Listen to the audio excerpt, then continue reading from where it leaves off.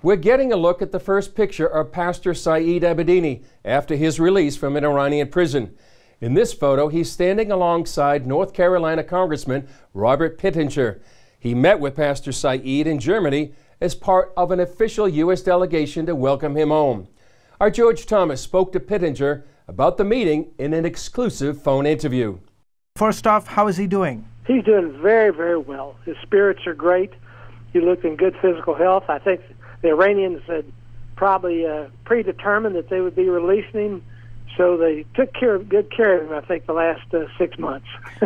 Can you talk a little bit about any physical challenges that he has? You know, we've been reporting for several years about some of the experiences he went through in prison, specifically reports of torture and so forth. Is there any repercussions from those years? I think he's come out of it very well, mentally, physically, emotionally. He is engaged. We didn't get into a lot of the torture aspects. We just talked about his future and his life, and you know, he's been through a lot, and it's been a long journey that he's been through, and he's a different person today, and he's got a long journey ahead of him. As America celebrates the release of its citizens from an Iranian prison, concerns are growing over the prisoner swap. Critics say the deal is another example of American weakness, and many in the U.S. and Israel believe Iran cannot be trusted. Gary Lane has more. During an interview with a TV station in Boise, Idaho, Naghmeh Abedini called her husband Saeed's release surreal and unbelievable. She said it will take time to adapt once her husband Saeed returns home. It will take time to readjust, to know each other. I'm a different person, he's a different person.